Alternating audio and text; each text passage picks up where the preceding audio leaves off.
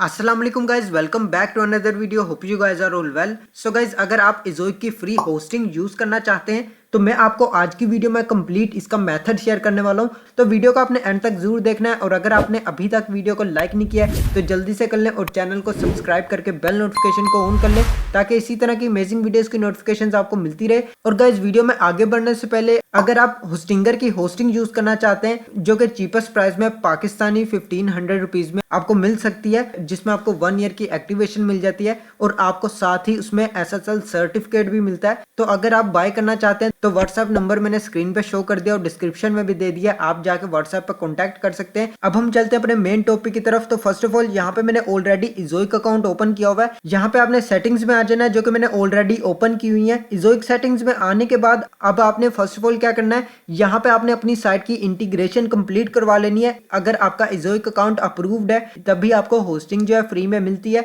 अगर आपका इज़ोइक account approval नहीं है तब आपको होस्टिंग नहीं मिलती है और समटाइम्स आपको होस्टिंग तब भी प्रोवाइड कर देते हैं, लेकिन इन दिस केस अगर आपकी साइट अप्रूवल होनी हो इज़ोइक से तभी आपके लिए होस्टिंग जो है ये फ्री प्रोवाइड करते हैं, अदरवाइज आपको होस्टिंग यहाँ पे नहीं मिलती है। तो आपने फर्स्ट ऑफ ऑल क्या करना है, अपनी साइट को इंटीग्रेशन करवा लेनी है। क्लाउडफ्लेयर से करवा सकते हैं या फिर आप यहाँ पे नेम सर्वर से भी करवा सकते हैं, जो कि अगर आप ब्लॉगर पे यूज करें तो नेम सर्वर से करवा सकते हैं। लेकिन जब आपकी साइट इज़ोइक के ऊपर अप्रूव हो जाती है तब आपके होस्टिंग का ऑप्शन ओपन हो जाता है। यहाँ पे आपको साइड बार में होस्टिंग का ऑप्शन मिल रहा है, इस पर आप क्लिक करेंगे तो यहाँ पे अब आप देख सकते हैं वर्डप्रेस होस्टिंग। तो ये आप तभी यूज कर सकते हैं जब इज़ोइक ने यहाँ पे अवेलेबल किया हो। अगर आपकी साइट के ऊपर अवेलेबल नहीं है तो आपको ये होस्टिंग नहीं मिलेगी जब तक आपको अप्रूवल नहीं मिल जाता है। नेक्स्ट आपने प्रोसेस क्या करना है, अगर आपके पास ऑलरेडी वर्डप्रेस का डैशबोर्ड है और आप किसी और होस्टिंग का यूज कर रहे हैं तो सबसे पहले आपने उस होस्टिंग से डिस्कनेक्ट करना है अपने वर्डप्रेस को। जैसे कि आप यहाँ पे देख सकते हैं मेरे पास ऑलरेडी वर्डप्रेस डैशबोर्ड है। मैं आपको जस्ट दिखाने के लिए इज़ोइक के साथ कनेक्ट करूंगा और यहाँ पे मैं आपको डैशबोर्ड लेने का मेथड बताऊंगा कि आप इज़ोइक का कैसे यूज कर सकते हैं। यह भी होस्टिंगर की होस्टिंग लगी हुई है, इसके साथ कनेक्टेड है। लेकिन अगर आपके नहीं भी कनेक्टेड है और कनेक्टेड भी है तो आपने किस प्रोसेस को फॉलो करना है, सेम ही मेथड है। सबसे पहले तो आपने अपनी ओल्ड होस्टिंग से अपनी वेबसाइट को डिलीट कर देना है। पहले आपने उसका बैकअप ले लेना है। बैकअप आप all in one WPM migration से ले सकते हैं, जैसे कि यहाँ पे मैंने ऑलरेडी इसका बैकअप लिया हुआ है, आप स्क्रीन पे देख सकते हैं। इसका बैकअप लेने के बाद अब आपने इसको ओल्ड होस्टिंग से जो है रिमूव कर देना है। इस वेबसाइट को रिमूव करने के बाद अब आप क्या करेंगे, अपनी इज़ोइक अकाउंट पे आएंगे, होस्टिंग पर आएंगे, जहाँ पे आपको वर्डप्रेस होस्टिंग मिल जाएगा। इसमें आने के बाद गेट स्टार्टेड पर आपने क्लिक करना है। यहाँ पे गाइज अब आप देख सकते हैं आपको दो ऑप्शंस मिलेंगे, जिसमें ट्रांसफर साइट है और क्रिएट न्यू साइट है। तो आपने कभी भी ट्रांसफर साइट पर क्लिक नहीं करना है, आपने हमेशा क्रिएट अ न्यू साइट पर क्लिक करना है। और आपने पहले से ही अगर बैकअप लिया हुआ है और आप ट्रांसफर करना चाहते हैं तो आपने हमेशा याद रखना है कि आपने ट्रांसफर करने से पहले उसका बैकअप ले लेना है। बैकअप लेने के बाद आपने क्रिएट न्यू साइट पर क्लिक करना है, आपने ट्रांसफर साइट पर क्लिक नहीं करना है क्योंकि इसमें टाइम भी लग जाता है और हो सकता है कि जल्दी फौरन से बैकअप ना हो सके। तो आपने क्रिएट न्यू साइट पर क्लिक करना है, इसको सिलेक्ट करना है, कंटिन्यू पर क्लिक करना है, देन आपने अगेन कन्फर्म पर क्लिक करना है। नेक्स्ट अब आपको यहाँ पे ऑप्शन आ रहा है सी सेटअप स्टेटस, इस पर आप क्लिक करेंगे तो यहाँ पे अब आप देख सकते हैं ये यहाँ पे प्रोसेस जो है स्टार्ट हो चुका है, जिसके अंदर एलोकेटिंग रिसोर्सेज आ रहा है। तो यहाँ पे अब आपको वेट करना है, इन प्रोग्रेस है, जो कि आपको विद इन 3 से 4 मिनट्स के अंदर यहाँ पे सेटअप जो है आपका कंप्लीट हो जाएगा। तो अब हम यहाँ पे थोड़ा सा वेट कर लेते हैं और वीडियो को मैं यहाँ से थोड़ा सा स्किप कर देता हूँ। सो गाइस, यहाँ पे अब आप देख सकते हैं इज़ोइक होस्टिंग जो है यहाँ पे कनेक्ट हो चुकी है। अब यहाँ पे आपको 3 ऑप्शंस मिलेंगे, जिसमें रिमूव साइट, प्रीव्यू साइट और सेट साइट लाइव है। तो आपने एक सिंपल क्या करना है, सेट साइट लाइव पर क्लिक करना है। तो यहाँ पे अब आपको कंफर्म का ऑप्शन आएगा, तो आपने यहाँ पे कंफर्म पर क्लिक करना है। तो आपकी होस्टिंग यहाँ पे 100% जो है कनेक्ट हो जाएगी इज़ोइक की। इस तरह आप ब्लॉगर से वर्डप्रेस पे भी शिफ्ट कर सकते हैं। अगर आपकी साइट इज़ोइक के ऊपर अप्रूव्ड हो जाती है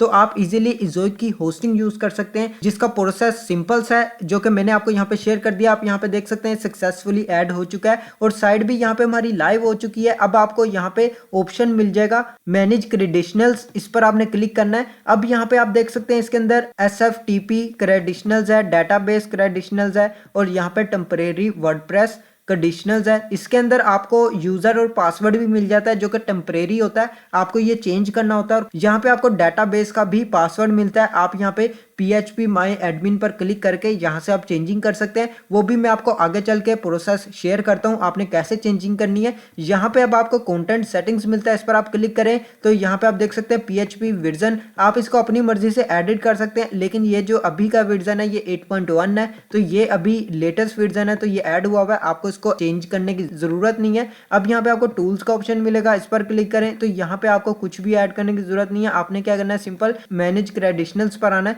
और यहाँ पे आपको जो भी चेंजिंग करनी है वो मैं अब आपको यहाँ पे मेथड बताऊंगा। फर्स्ट ऑफ ऑल हम अपनी साइट ओपन करते हैं। यहाँ पे मैं साइट जो है सर्च कर लेता हूँ, तो यहाँ पे गाइस आप देख सकते हैं ये हमारा न्यू डैशबोर्ड जो है ऐड हो चुका है। तो इस तरह आपने इसका सेटअप कर लेना है। यहाँ पे गाइस अब आपको क्या करना है, इसके URL के आगे आपने /wp admin ऐड करना है। उसके बाद एंटर प्रेस करेंगे तो यहाँ पे आप वर्डप्रेस लॉगिन पर आ जाएंगे। यहाँ पे आप देख सकते हैं अपडेट वर्डप्रेस डेटाबेस, आपने इस पर क्लिक करना है। देख सकते हैं आपको यहाँ पे यूजर नेम और ईमेल मिलेगा और पासवर्ड मिलेगा। ये अब आपको कहाँ से मिलेगा, आपने इज़ोइक डैशबोर्ड पर आना है, मैनेज क्रेडिशनल्स पर आएंगे, स्क्रॉल डाउन करेंगे, आपको यहाँ पे टेम्परेरी वर्डप्रेस क्रेडिशनल्स मिलेगा जिसके अंदर आपने ये यूजर नेम कॉपी करना है और यहाँ पे लाके आपने इसको पेस्ट कर देना है। पेस्ट करने के बाद अब आपने वापस जाना है और यहाँ से आपने पासवर्ड भी कॉपी करना है। कॉपी करने के बाद यहाँ पे आप इसको पेस्ट करेंगे, देन आप लॉगिन पर क्लिक करेंगे। करंट एडमिनिस्ट्रेशन ईमेल का यहाँ पे पूछा है, तो अगर आपके ये करेक्ट है तो आपने दिस ईमेल इज करेक्ट पर क्लिक करना है, अदरवाइज आपने इसको अपडेट पर क्लिक कर देना है। तो मेरी यहाँ पे ऑलरेडी ये ईमेल ऐड हुई हुई है, तो मैं यहाँ पे दी ईमेल इज करेक्ट पर क्लिक कर दिया है। अब यहाँ पे आप देख सकते हैं वर्डप्रेस जो है लॉगिन हो चुका है। तो ये आपने सिंपल से स्टेप्स को फॉलो कर लेना। तो यहाँ पे अब आप देख सकते हैं वर्डप्रेस भी यहाँ पे हमारा इंस्टॉल हो चुका है। अब यहाँ पे आपने प्लगइन इंस्टॉल कर लेना है ऑल इन वन माइग्रेशन, जिससे आपने जो भी ओल्ड बैकअप कॉपी किया हुआ है वो यहाँ पे आपने बैकअप जो है अपलोड कर देना है और उसको यहाँ पे ऐड कर लेना है। तो आपका जो ओल्ड सेटअप है तो वो यहाँ पे आपके ऐड हो जाएगा। तो ये आपने सिंपल से स्टेप्स फॉलो करने हैं। इसके बाद अब आपने पासवर्ड और ईमेल कैसे चेंज करना है, यहाँ पे आपको यूजर का ऑप्शन मिलेगा, इस पर आप क्लिक करेंगे तो यहाँ पे ऑलरेडी यूजर लगा हुआ है, आपने ऐड न्यू यूजर पर क्लिक करना है और यहाँ पे अपना यूजर नेम देना है, ईमेल देना है और अपना नेम वगैरह ऐड करने के बाद पासवर्ड ऐड कर लेना है। उसके बाद यहाँ पे आपने रोल जो है यहाँ पे एडमिनिस्ट्रेटर का दे देना है और यहाँ पे आपने ऐड न्यू यूजर पर क्लिक कर देना है, आपका न्यू यूजर क्रिएट हो जाएगा।